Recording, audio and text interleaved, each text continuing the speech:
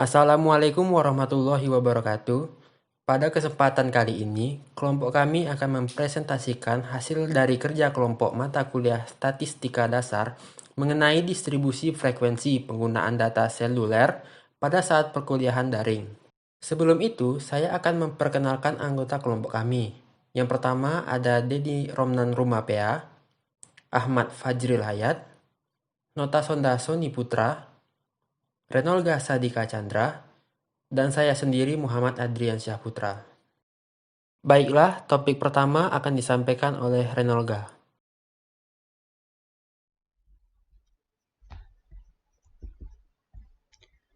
Data yang telah diperoleh dari suatu penelitian atau kuesioner yang masih berupa data acak, yang dapat dibuat menjadi data yang berkelompok, yaitu data yang telah disusun ke dalam kelas-kelas tertentu. Daftar yang memuat data berkelompok itulah yang disebut distribusi frekuensi atau tabel frekuensi. Menurut Hasan, tabel frekuensi adalah susunan data menurut kelas-kelas interval tertentu atau menurut kategori tertentu dalam sebuah daftar. Menurut Ridwan, tabel frekuensi adalah penyusunan suatu data mulai dari terkecil sampai terbesar yang membagi banyaknya data ke dalam beberapa kelas.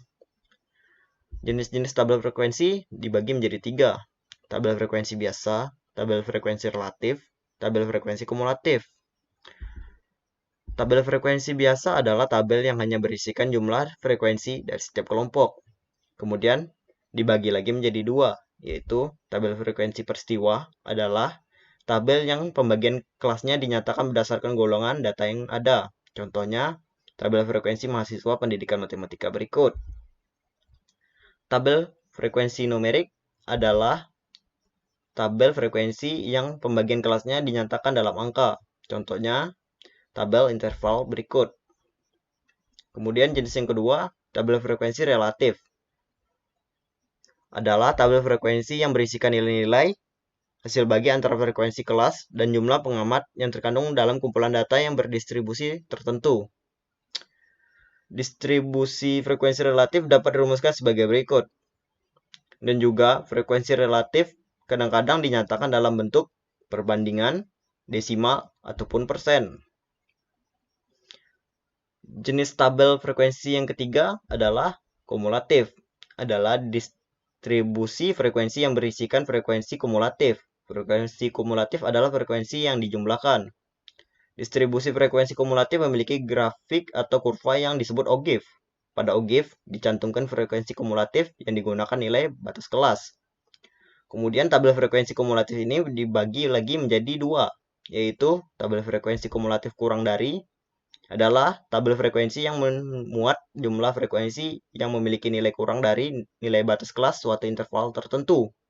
Kemudian tabel frekuensi kumulatif lebih dari adalah tabel frekuensi yang memuat jumlah frekuensi yang memiliki nilai lebih dari nilai batas kelas suatu interval tertentu. Kemudian ada bagian-bagian tabel frekuensi. Yang pertama adalah kelas. Kelas adalah kelompok nilai data. Kemudian ada batas kelas. Batas kelas adalah nilai-nilai yang membatasi kelas yang satu dengan kelas yang lain. Kemudian titik tengah kelas adalah nilai yang terletak di tengah-tengah kelas. Kemudian ada interval. Interval adalah selang yang memisahkan kelas yang satu dengan kelas yang lain. Selanjutnya ada panjang interval kelas adalah jarak antar tepi atas kelas dan tepi bawah kelas. Yang terakhir adalah frekuensi kelas, adalah banyaknya data yang termasuk ke dalam kelas tertentu.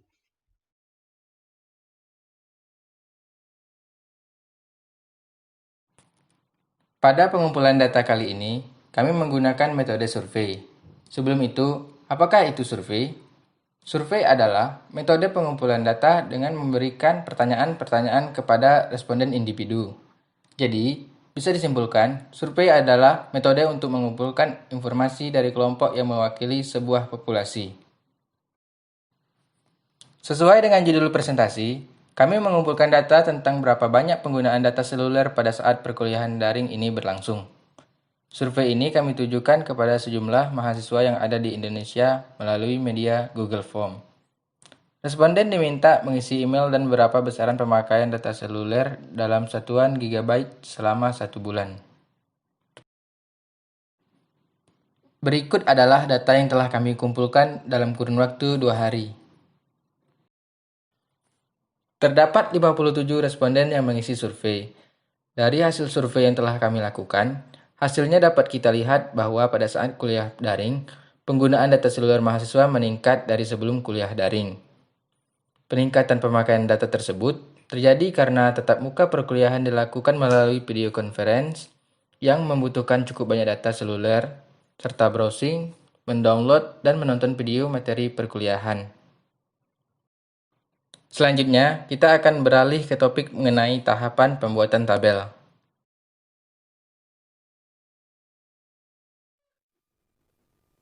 Tahapan pembuatan tabel frekuensi. Tahapan pembuatan tabel frekuensi dibagi menjadi 3 bagian. Yang pertama, penentuan banyak kelas. Yang kedua, penentuan interval dalam kelas. Dan yang ketiga adalah penentuan batas kelas terendah untuk kelas pertama. Tahapan pertama, penentuan banyaknya kelas. Banyaknya kelas tergantung pada jumlah data yang kita miliki dalam pengamatan. Pengamatan yang tidak memiliki banyak data tentunya tidak memerlukan kelas yang banyak.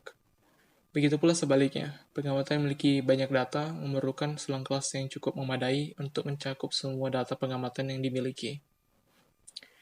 Menurut Ibnu Sumarto, persamaan yang kita gunakan untuk menentukan banyak kelas adalah K sama dengan 1 ditambah 3,3 log N. Dengan K adalah banyaknya kelas dan N adalah jumlah data. Tahapan kedua, penentuan interval dalam kelas. Interval dalam kelas atau lebar kelas akan tergantung pada banyaknya kelas dan range. Hal penting harus diperhatikan dalam penentuan interval adalah semua kelas harus memiliki interval yang sama. Persamaan yang digunakan untuk menentukan interval dalam kelas adalah sebagai berikut. I sama dengan R per K. Dengan R adalah range, yaitu X max dikurang X min. Dan K adalah banyaknya selang kelas. Tahapan ketiga, penentuan batas kelas terendah untuk kelas pertama. Apabila semua data pada pengamatan dapat masuk dalam kisaran nilai yang ada, kita dapat langsung menggunakan nilai pengamatan terendah berdasarkan data. Di sini kita menggunakan data dari hasil pengamatan kita sendiri, yaitu adalah penggunaan data per bulan selama kuliah daring dalam gigabyte. Jumlah data yang kita dapatkan adalah 57. Kita gunakan persamaan dari K sama dengan 1 ditambah 3,3 log N, maka kita masukkan 57 ke dalam jumlah data. K sama dengan 1 ditambah 3,3 log 57. Kita lakukan perhitungannya dan kita dapatkan K sama dengan 6,775, atau kita bulatkan menjadi 7. Kemudian tahapan kedua, penentuan interval dalam kelas. Interval dalam kelas ditentukan sebagaimana persamaan yang sudah kita sebutkan tadi, I sama dengan R per K. Dengan R adalah X max dikurang X min. X max dari data hasil pengamatan kita adalah 65, karena nilai tertinggi dari data kita adalah 65. Sedangkan X min-nya adalah 3, karena nilai terendah dari hasil pengamatan kita adalah 3. Sedangkan banyaknya selang kelas adalah banyak kelas yang sudah kita tentukan pada tahapan pertama tadi, yaitu adalah 7. Maka kita masukkan nilainya ke dalam rumus atau persamaan tadi, I sama dengan 65 kurang 3 per 7. Kita lakukan penghitungannya dan kita dapatkan I sama dengan 8,85. Atau kita bulatkan menjadi 9. Dan tahapan ketiga yaitu penentuan batas kelas terendah untuk kelas pertama. Karena semua data dalam pengamatan kita dapat masuk dalam kisaran nilai yang ada, kita dapat langsung menggunakan nilai pengamatan terendah berdasarkan data. Jadinya nantinya batas kelas terendah untuk kelas pertama adalah nilai terendah dari data yang kita dapatkan, yaitu adalah 3. Dapat kita gambarkan tabel frekuensi setelah 3 tahapan tadi seperti ini. Seperti yang kita lihat, ada 7 kelas di sini, dengan masing-masing kelas intervalnya adalah 9. Untuk penentuan frekuensi kita dapat lakukan seperti ini. Misalnya pada kelas 3-11. Maka kita hitung jumlah dari nilai pada data yang kita miliki ini, mana yang termasuk 3-11. Maka kita lihat 1, 2, 3, 4, 5, 6. Ada 6 data yang masuk ke dalam kriteria 3-11. Maka frekuensi dari kelas tersebut adalah 6. Kemudian begitu seterusnya sampai ke kelas yang terakhir, 57-65 ada 2 data. Total frekuensinya haruslah sama dengan jumlah data yang kita miliki.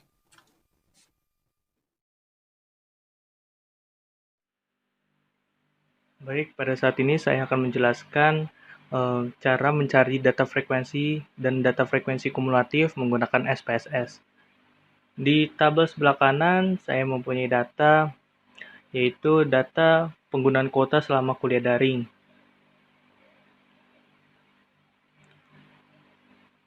Lalu kita ke SPSS, kita membuat sebuah variabel dengan memencet variabel view. Kita ketikkan nama dengan nilai, kita ubah desimalnya menjadi 0 agar tidak ada angka di belakang koma, lalu kita ketik labelnya yaitu data penggunaan kuota selama kuliah daring.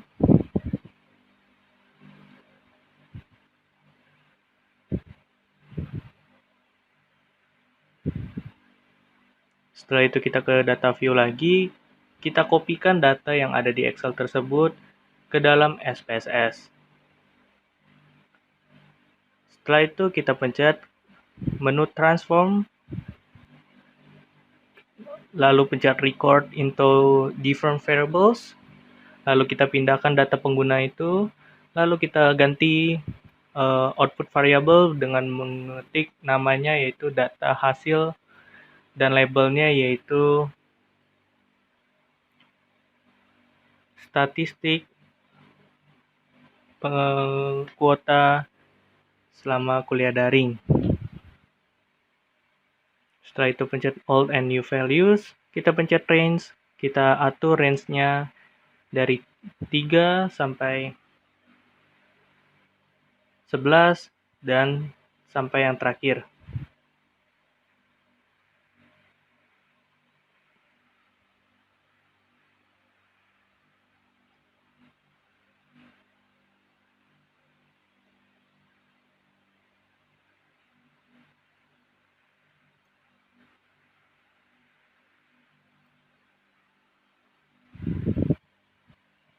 Lalu kita isi value-nya menjadi 7 dan kita add. Lalu kita pencet continue, kita pencet change, lalu kita pencet OK.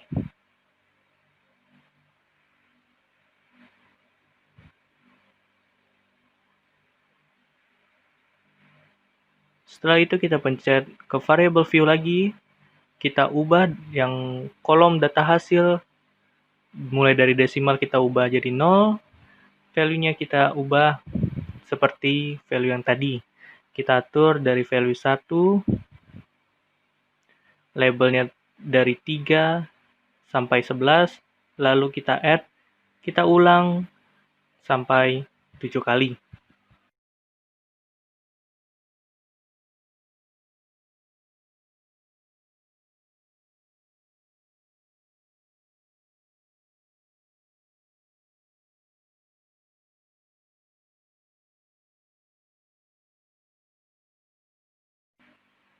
Kita add, lalu kita pencet OK. Setelah itu, kita pencet ke data view untuk melihat hasilnya, lalu kita pencet analyze, kita pencet descriptive statistik, kita pencet frequency, dan kita pindahkan statistik kuota selama daring ke sisi sebelah kanan, lalu kita pencet OK. Maka hasilnya sudah ada. Demikian penjelasan saya bagaimana menggunakan SPSS dalam menentukan frekuensi dan frekuensi kumulatif. Terima kasih. Demikianlah presentasi dari kelompok kami. Semoga bermanfaat bagi kita semua. Lebih dan kurangnya mohon maaf. Wassalamualaikum warahmatullahi wabarakatuh.